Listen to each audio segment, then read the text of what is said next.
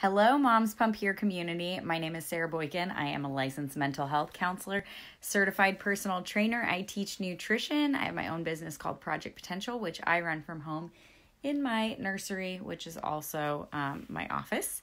And I come on every Wednesday for our show, Mom So Hard, where we talk about the difficulties of momming and how we make it look easy. So I wanted to share something that had just recently happened and I'm still going through. And so I would love your commentary too, to hear about stories that were similar for you that you have experienced, how you got through it, and, you know, just kind of commiserate and relate to each other as moms.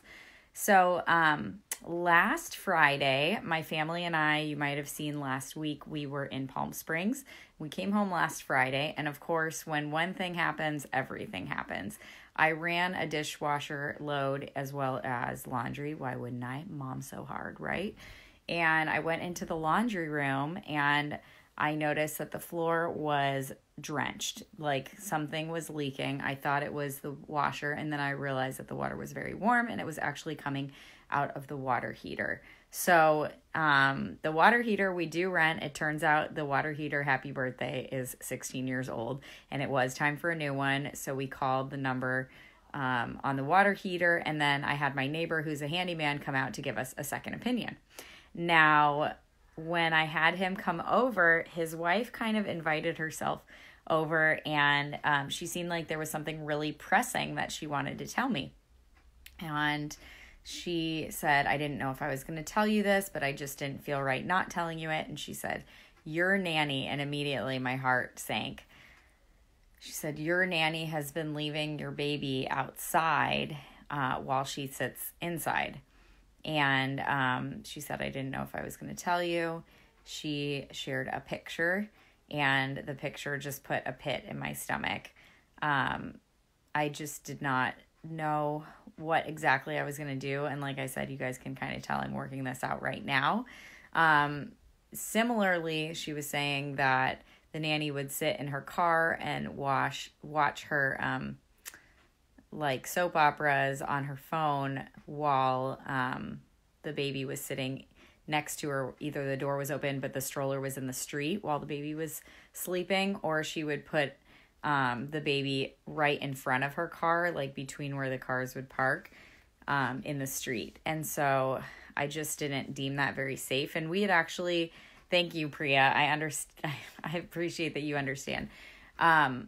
We had a similar issue of a few months ago because we have like a bay window and there's a couch inside of the bay window. And so the baby would fall asleep and she would park the stroller off of the street, but we have our own walkway right in front of that bay window, and she would park the stroller right in front of there and watch him. And the reason I quote that is because in order to be actually watching him, you have to sit opposite the way that you're supposed to sit on a sofa, like on your knees and look off the back of the sofa. So my husband had told her before that he was uncomfortable that was happening, because if someone took the baby for whatever reason, she'd have to run all the way out the front door and around the corner to be able to chase him down. And she's not the youngest person, so I can't imagine her trying to chase anyone down. Plus, you guys know mama instincts, like how much more, we can lift cars off of things and whatnot, the strength that comes with being a mom.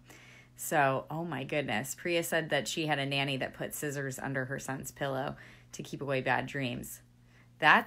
I'm guessing, and correct me if I'm wrong, and I do think that this might be the situation for me.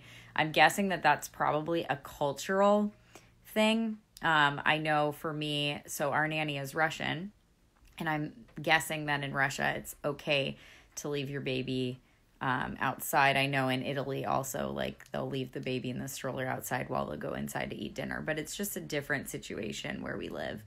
And I'm sure for you, especially in New York, it's a different situation. So I wasn't sure exactly how I was going to address it, and naturally, you guys know as moms, if you work from home at all, this really throws off our schedule if we have to look for help versus my husband's schedule not being affected by it because he goes to an office job.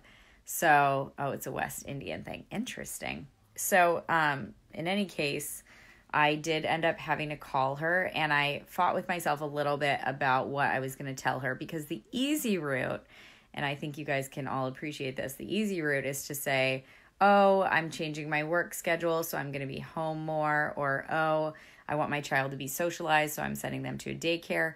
But what I thought needed to happen, and I'm willing to confront, especially as a therapist, sitting in that discomfort is something that we often do, was letting her know what my issue was, so that if she had a family that she would work with in the future, they would know that that might not be acceptable.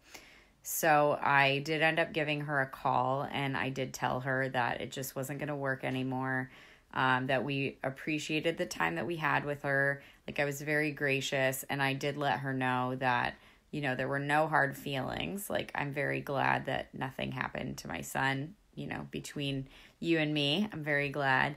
But I did let her know that we weren't going to continue. And so there were no hard feelings. But now I am in a tizzy trying to find someone good. And in my understanding, everything I'm coming up to is at his age, being 15 months old, they either need to have him full time, or they're just not taking him that young. And of course, it's the holidays, so a lot of the places that I'm looking at are not seeing new children until like the 7th, so I have to wait a little bit. And I'm kind of kicking myself now, not that I would continue to have him work with this nanny, but you know, there was a appointment tonight that I needed to cancel because without the help, I just can't do it. And then in a month, I'm actually going with a friend who's with the baby right now to Las Vegas for a Galentine's trip. And I had planned to have the nanny from the time that my husband would leave for work until he came home at night, since I was going to be absent. So my takeaways from this, and what I want to share with you guys, and I know, like I said, a lot of you have probably experienced this before, is if you don't have an app like, I don't know, Nest, or what's the one? Ring, I think is the one for security. Or, I mean, even using like one of those baby monitors where you can check from afar what's going on in your home. Talk with your neighbors, because after this happened, I did end up talking to my next door neighbor too, just to see if she had seen anything strange. She had not, because she wasn't here during the day. But I think really we oftentimes talk about community and how important it is to support one another. And if you reach out to your community, you're going to find the support that you need. But your community needs to know that you need that support. Like I said, my neighbor wasn't sure if she wanted to share that with me or not. And I did tell her that I was very appreciative that she did share that information. So that's one of my big takeaways, is being able to trust the community. This did come from a referral, and I am going to reach back out to that referral and just let her know that this was my experience. I feel badly because she had a really good experience with her, but also I know that this friend works from home and is there when the nanny is there. So she probably doesn't have the same experience, being that she is also home while the nanny is in her home. And yeah, just really calling references, things like that. I had, hired her. I don't want to say out of desperation, but I really needed the help. I met her, and for the most part, things were fine, but just quirky little things kept coming up that were, slight red flags to me. Again, I have no hard feelings toward this woman. I just really want what's best for my child. And I think that's what's important to focus on too, is if you do come to a place where you have to part ways, just focus on the safety of your child. That's always what's the most important. And they can't argue with your feelings, your feeling of discomfort. And I did say to her, I know that you were a mom, and ultimately you want what's best for your child. And then she, wasn't as defensive about it. So that's the information that I wanted to share. Again, share in the comments your experiences. I love to learn as much as I love to teach. So thank you, community, for making this a space for me to share my story. And I will keep you updated as I am looking at some new candidates. Thanks so much, guys. This is Sara from Mom So Hard, where we make momming look easy. I am a licensed mental health counselor, certified personal trainer, and I teach nutrition with Project Potential. I will put that link in the comments. And check out Moms Pump Here on YouTube if you have not. We are a community of mamas all over the world, and it's just such a blessing to be part of you. Speak to you soon. Thanks, guys. Oh, and Happy New Year.